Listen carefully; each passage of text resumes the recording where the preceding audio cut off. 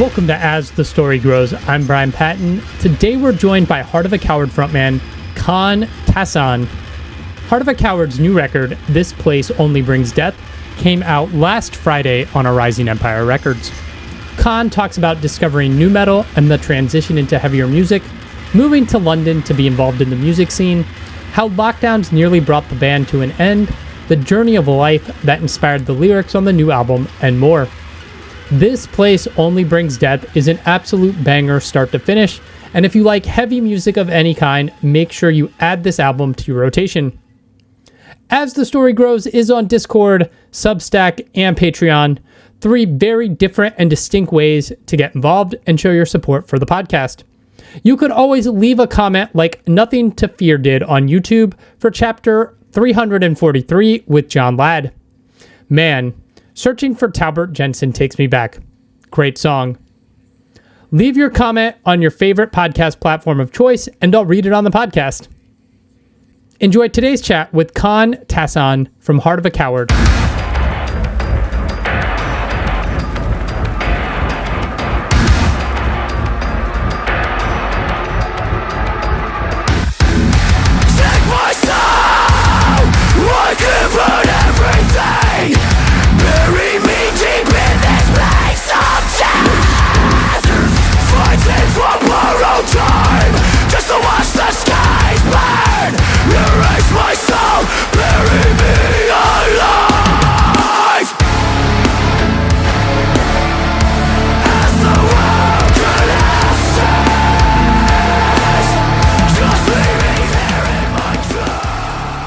Where'd you grow up?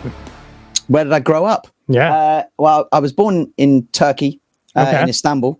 So I kind of spent like my first 5-6 years there, and then we ended up moving to the UK, to the south coast, a little small town called Poole. So I grew up there, but it's the sort of place where everybody just wants to get away from, you know. So then I moved towards like London area when I was old enough to, and then I've just stayed around there. But now, in my 30s, I now live in Bristol. So yeah. You want to get to the city, and then you're there, and then you get a little older, and you're like, not what it's cracked up to be. So I just go to a more relaxed city. Yeah. What led your parents to immigrate to the UK? My dad's Turkish, my mum's English, so it's kind of like it kind of made sense and all that sort of stuff for them. So awesome. What was growing up like? Just like, what were you into? What was I into, man? Like music, sports, like wrestling, like all sorts of things. Riding around in BMX, just skating, whatever kind of came about. I wasn't really an inside kid. I was always outside, kind of, I don't know, climbing trees, falling off stuff, all that sort of thing, you know. Had like one of those kind of childhoods. But then, you know, I got into, I don't know, as you did, like the gaming and stuff like that from there, and it all kind of developed, and then I don't know, when I was in my teens was probably like peak nu metal era, so like that kind of like really pushed me into loving music and kind of obsessing around that sort of stuff, and Nice. Did you play sports like before like music took hold? Did I? Sorry, what? Did you like play sports before music took hold? Yeah, I mean, only because you kind of have to, don't you? Like, as in, just as like I don't know what it's like in schooling in America or whatever, but like they just over here, as soon as you're kind of old enough, they stick you out in a field and you just have to go and like run around and do things, you know, like either play football, rugby, hockey, I don't know, athletics, all of that sort of crap. So like, ever since then, it's just kind of been a thing. And then I don't know, I guess I kind of got like into action sports a little bit when I was younger and less fearless more fearless. Until and you know, so I was kind of like BMXing and skating and stuff like that, and doing like, I mean, small dirt jumps, nothing crazy, but you know, when you're a bit more fearless, doing all that sort of stuff, because it was like a small town, you just had space to just go and ride your bikes and do shit, and you know, it wasn't like there was a lot to do in that sense when you're just a teenage kid, you know. You talked about growing up peak nu metal. Was that like big on the radio over there? I know how it was here in the States. I don't know what it was like over. No, it wasn't big on the radio at all. Like in I mean, some of my like earliest memories of like seeing bands that I then fell in love with was like late night MTV2, like those weird little shows, or like was it Gonzo or something with like what was that dude's name? I don't know. Yeah, but like those sort of like weird obscure things, like where they do like all the heavy stuff. Like I remember seeing like Deftones, my own summer or whatever was like one of the first videos or something like that, and then like hearing Korn, like from a friend, like played me the tape.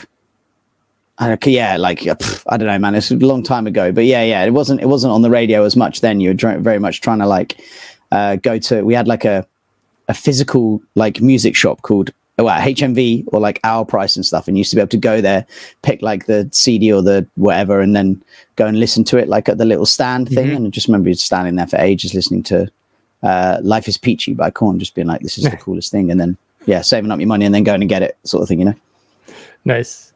What was the transition then from like new metal into like heavier stuff?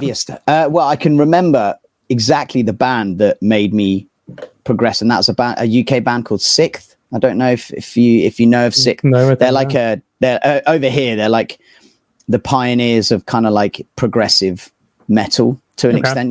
Kind of like just prog metal. Like they were wild. I remember kind of first coming across them. And it kind of blew my mind what they were doing. And then, there's other like heavier stuff, like, I don't know, Lamb of God, Machine Head, all of that sort of thing that kind of Kill Switch kind of pushed me further and further towards like the actual metal side of stuff, if you know what I mean. Yeah.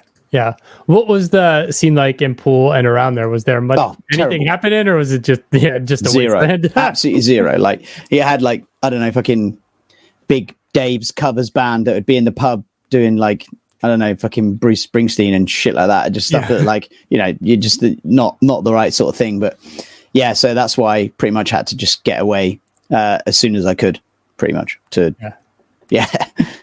Were you playing any instruments at this time?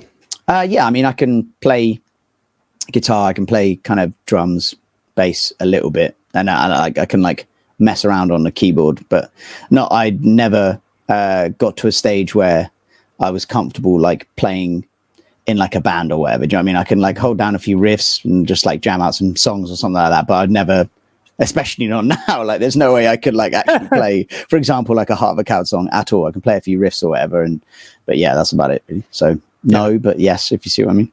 Yeah. Guitar playing has, I feel like the last like 5 years progressed so far, so fast, where it's like down tuning, and because everything's like on computers now, it's like you could do all sorts of shit. It's just wild. Yeah, it has got. But to be fair, like recording technology, production technology, live production technology, everything like tech within music has really like exploded, and it's helped. It can make touring a lot easier. You're not fucking lugging heavy ass amps around and cabs and shit, or maybe you are, depending on your vibe. But, So were you in no bands until you moved to London? No. So I was like in like school terrible bands where we're trying to cover like things like Deftones, Rage, I don't know, whatever, all of that, System of a Down, all that sort of stuff. So, and the only reason I really started singing was because no one else was doing it. No one else could do it. Like, so I just was like, I'll give it a go. And then, it kind of went from there. And obviously it was absolutely terrible back then. But like, the more you kind of do stuff, the more you learn and all that sort of thing. So, but school bands. And then when I moved towards London, that's when I kind of got to get in the music scene a little bit more, meet people, local bands, and kind of build kind of the network from then, really, if that makes sense.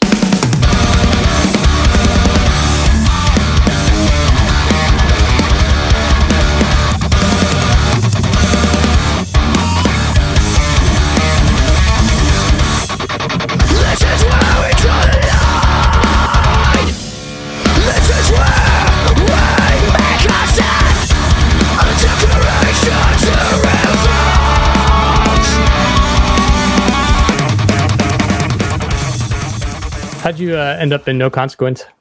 Well, so me and Harry, one of the guitarists, used to work in the same pub together, and it was through the love of Sixth that we became friends And then through that, he was like, "Oh, I've just joined this band. Like, we're thinking of doing this thing. Would it be something you'd want to do?" And yeah, it was through that. And then we ended up it turned out I lived like 2 minutes from the drummer. And like it just was like a weird little like, oh, okay, cool. Like we're all living basically the same 20 minutes from each other, like total, so it was just, it was mad basically. And then, that's where it all started. Weatherspoons in Guildford. There you go. All right.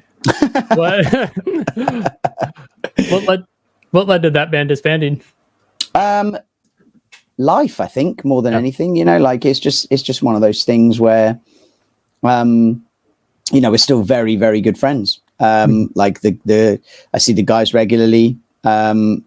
It's just like, life. I think like also with that band, with No Consequence, should I say, like there was one like creative person that kind of wrote like everything, programmed used to do it in MIDI, like programmed all that, did all the production, did the mixing, did all that stuff. And Dan like took on a lot of that responsibility himself. And when he lost his creative spark, it kind of just meant the band stopped, so it was like there's no hard feelings, nothing like that at all. Like the guy I like, there's still some of my closest friends. It just happens, doesn't it? Like What then led you into Heart of a Coward?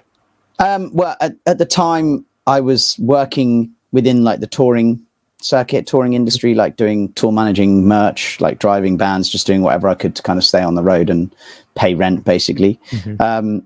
And I got to know the guys because I kind of worked for them a few times. There was basically when it came about that I was always, No Consequence kind of like slowed down, and I was like, look, what's going on sort of thing. And just basically was looking for different opportunities. And then when, Heart of a Coward came up, it was actually Jamie that messaged me and said like, listen, I'm going to leave. Like speak to the guys, and then when I spoke to them, they were like, "Yeah, that's really good. Like I know we're good friends, like we know each other or whatever, but like we're gonna do public auditions. No like backhanded frenzies getting in." They were like, "If anything, you got to prove yourself a little bit more." So like that was kind of the situation with it. So nice. Were they already signed with the Rising Empire when you joined? No. So they just come to the end of their record contract with Century Media, and then it was through releasing Collapse with me that we ended up like speaking with a bunch of other labels, and Arising kind of came to the top with what they offered and stuff like that. So that's where that all came about.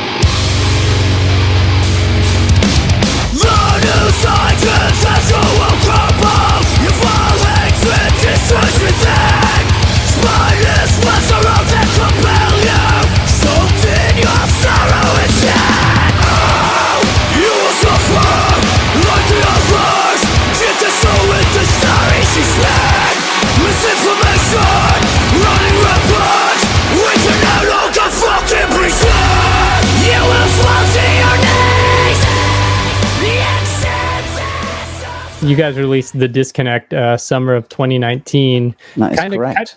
Kind of got that record in right before COVID. Got to probably play some shows. Like, do you feel like that record, like it had its time to shine a little bit before everything shut down? Yes and no. I don't feel like we really got into the touring cycle of the album.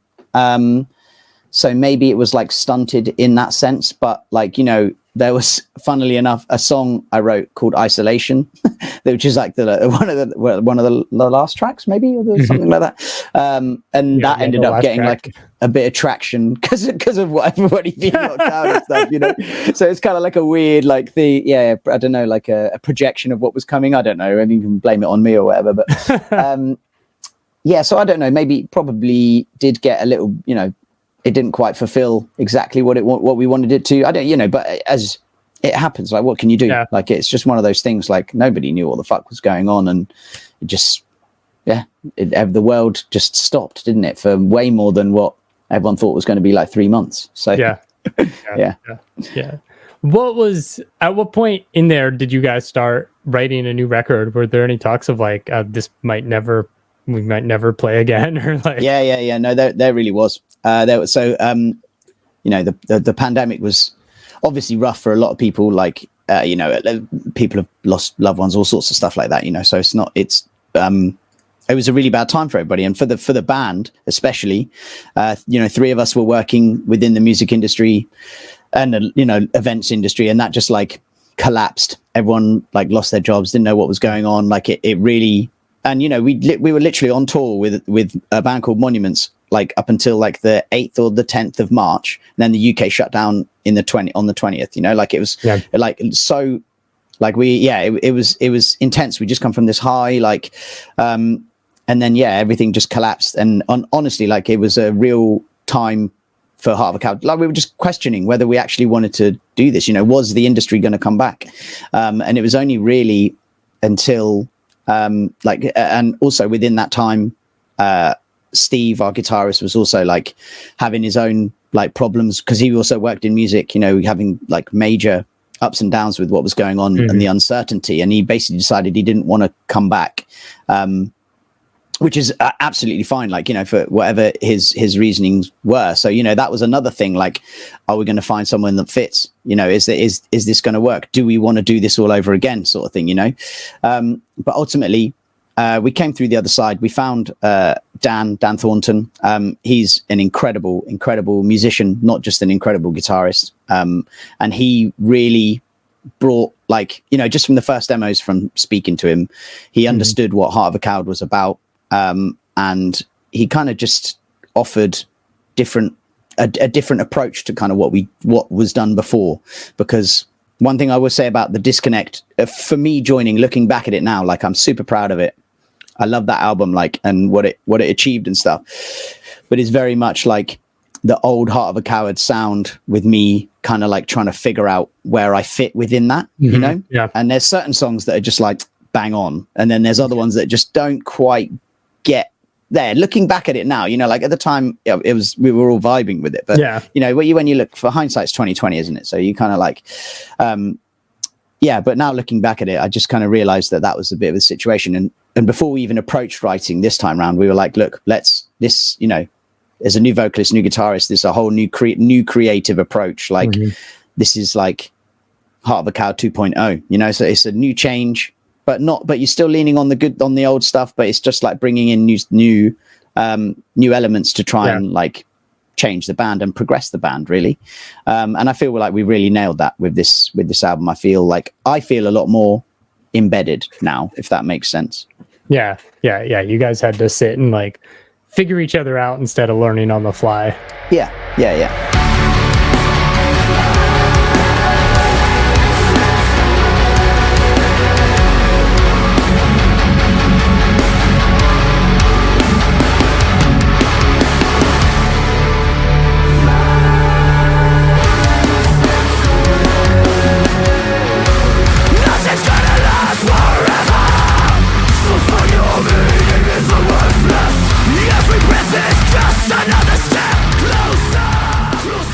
The new album is called This Place Only Brings Death. It's the opening track of the record. What led you to that title? Life. Yeah, it's like I don't know, when I kind of write lyrics and stuff like that, I like to have like layers and meanings within stuff, right? So you could just take it as like just the words, this place only brings death, is just quite like a bleak statement, right? But then within that, it's like a reflection on life. Everything has an end. Everything's cyclical. You have no choice. So live your life. It's ultimately like where that led down the part, and that's kind of what the thread that goes through the theme that goes through the whole album, is like, I wrote parts of the album when I was in a pretty dark place, pretty bad place mentally. But then you kind of go back to your notes months later, like, and you're like, what did that mean? Like, how did I, and you're trying to like pry these different parts out of it, and like going back into these weird places that you were in your head and trying to understand it, and then ultimately write a song, or like trying to make it sound like poetic or something, so it's kind of like, it was a challenge. But ultimately, like, the album is about life, and it's about, living your life whilst you still have the chance, because ultimately death is like finite. You don't have a choice. It's coming. Yeah. Do you think that concept was heightened because of the pandemic and 100%. lockdown? 100%. Yeah. Like as soon as we started writing and again, you know, or like looking back at, because I'm always taking notes like on my phone and stuff, like, you know, I'm like, whenever anything kind of inspires me, I just write down something, you know. And when we kind of came out, everything I was writing, just there was nothing positive coming about it, you know, like from, you know, the world was in a pretty bleak place. It was fun. You know, like everybody's personal situations was in a pretty fucking bad place. Mm-hmm. The UK, the government has ruined this country, you know, like it was just like from bad to worse to fucking even, you know, like to even worse than that, you know, like it was just, there was no way anything positive was coming out of my brain because I just wasn't in a positive place, you know. But again, like now I can look back at those, you know, the lyrics and kind of all that sort of thing, but trying to create, you know, there's also a beauty within like the pain and within death, you know, like Decay, for example, is trying to find like the beauty in life. And like, you know, we're all destined to decay, but ultimately, like, whilst you have the time, live your life, you know, find your meaning in the meaningless, basically, is kind of, you know, the idea with it. So yeah. Who came up with the concept for the album artwork? That was it was a designer. I can't remember his second name. It's a dude called Remy. He was just someone that we were just searching on Instagram, trying to find different artists and stuff that we really just like their vibe and stuff. And it was just a dude that we reached out to, and we kind of just sent him a bunch of lyrics, bunch of demos, nothing visual at all, and was just like, you know, what do you think? Like, we did it super early as well. Like, usually, like, we do not things last minute, but like the artwork is kind of like very later in the stage. But we found this artist and everyone was like, yo, what do you think about this? So we kind of reached out and just got on it early, and his kind of the what's the word, like color scheme and what he kind of sent over, as soon as we saw the figure and the red and the black, it was like, that's the one. Like, I mean, it ultimately, red and black is just like, it's just a classic metal sort of thing, you know. But it was all through his lead, and it was kind of like, what do you want aspect, like, and we were just trying to bounce ideas back and forth with him, and he really helped us kind of create that visual aesthetic. And then we were like, cool, let's have that feed through all the music videos, all the album artwork, all the single artwork, you know. It was like all our merch and stuff. And so we're just trying to like keep it all within this kind of world. Vibe. Yeah, if that makes sense. Yeah, for sure. Album's out the 22nd. What's the rest of this year look like for the band? Yeah, so we've got the rest of the year, we've got the album tour, which is a Europe and UK headline run with a Danish band called Ghost Iris and a UK band called The City Is Ours. Yeah, they're great. So we're pretty much covering like the whole of Europe, and then finishing up in the UK with the last show at the Underworld in London. So yeah, buzzing to do that. But again, it's been a while since we've been out, since 2020. You know, the world has changed. It'll be interesting to see how things are affected now, you know. It's but yeah, excited to get out and play some shows again. It's been a while. So yeah. Is the tour circuit like really crowded and packed over there still? Like, I know stateside, like everybody has been trying to tour for so long that it just like, creates a bottleneck, and the lower down you are in the food chain, the harder it is. Yeah, for sure.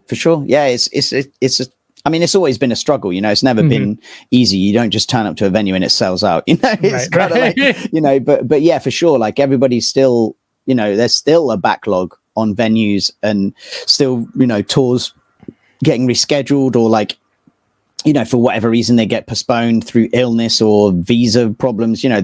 Again, like, especially within the UK with fucking Brexit and shit, it's just made it more awkward for international bands to come in, and more awkward for UK bands to leave as well. So it's like, it's a bit of a mess when it comes to that side of things. But then also the other side to that is the fucking UK metal scene is thriving, which is just insane when you think about how backward the kind of, I don't know, I don't want to get too political about it, but you know, the lack of support for venues and financial support for musicians and stuff like that in this country compared to other places around Europe especially is insane. But yeah, the music is thriving in that sense, you know, across the whole board. So any genre really, it's pretty mad when you think about it. Yeah, it's the same stateside, and it's like kind of crazy that people are still like, music still gets into people, and it's like, even though there's no support system or health Yeah. insurance. It's just like, you're on your fucking own if you want to create. Yeah. People still are like, yeah, I got to do it. Right? Yeah, I mean, maybe that's where it comes from, you know, just kind of being, that's where the kind of drive and the passion comes from, maybe.